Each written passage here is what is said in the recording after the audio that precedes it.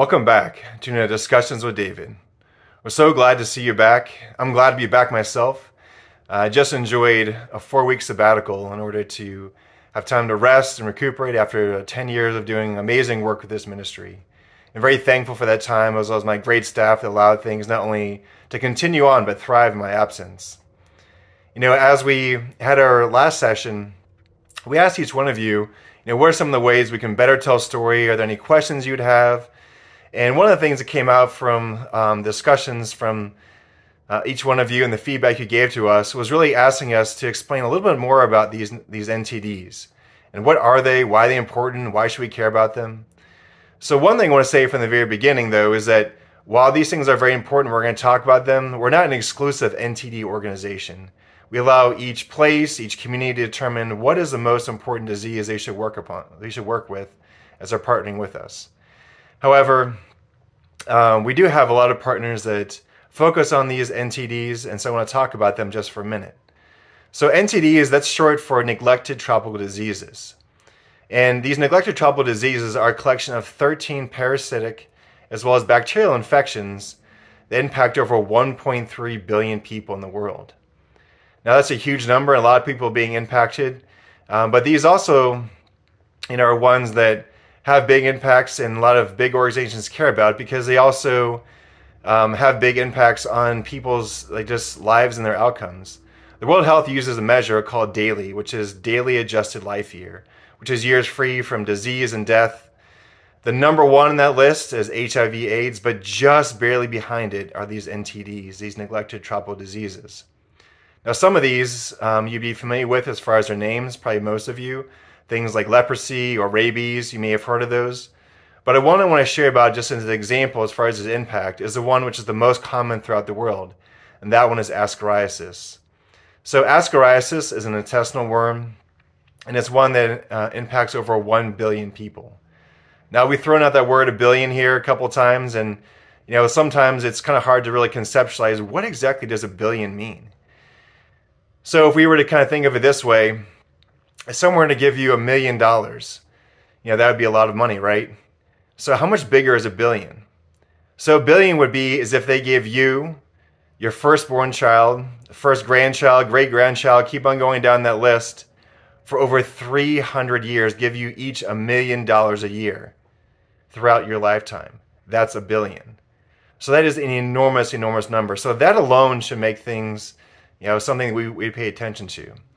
However, this particular parasite is also one that has some very devastating impacts upon children and women and mothers, as well as even fathers themselves. And so this parasite actually goes and starts sucking the nutrients from inside their hosts. And so in doing so, it actually removes important nutrients needed for energy, as well as nutrients needed for brain development and body development. So this has a profound impact, and it's one of the things that holds people in cycles of poverty that many times they can't escape. So not only do these diseases have impacts in terms of their effects on individuals, but they also affect many different other programs and organizations. There's many great organizations out there doing things to help promote education, feeding programs, job readiness. And so this parasite is actually eroding the efforts and impacts of these other programs. So this is something that we should all care about, because of its impact upon the people, as well as many different things that people are trying to do around the world to better things. However, there is a lot of good news about this. So the good news is that we do have a medication that's 99% effective called albendazole. And it only costs 10 cents, per dose in order to, have people be treated from this parasite. And it's something which is mass produced. The bad news is that despite the presence of this, Nobel Prize winning medication, the disease rates are increasing. There's more and more people which have this. And the reason why is that, most of the solutions for this are looking at just medications and not doing holistic solutions.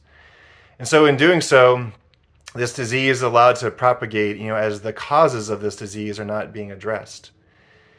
Now, that's one of the great things about the SMN partners is that they are looking at these holistic solutions, ways in which these diseases get eradicated, where they see rates of this parasite move from 98% in some of these communities all the way down to 15% currently, and many of those rates continuing to drop. Now, this is possible not only because of the process they're using, but really because of one really important ingredient as well, and that's the local church. I mean, I'll say this many times, but I'll say it here as well.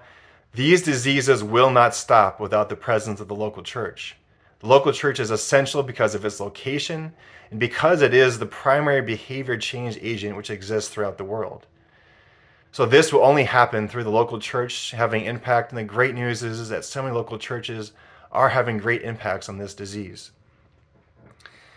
Now, as we conclude this, in this next kind of session for next month, we'll be sharing a lot more about what are our plans for the future, talking about some budgets, some other exciting things that are coming up, and we'll have you guys join in for that.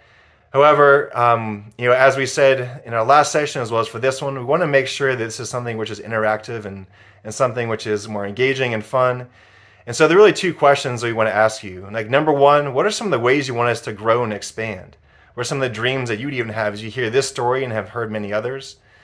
And if that's something which is difficult to figure out, one of the other things to just be curious about is what really surprised you from what you heard today.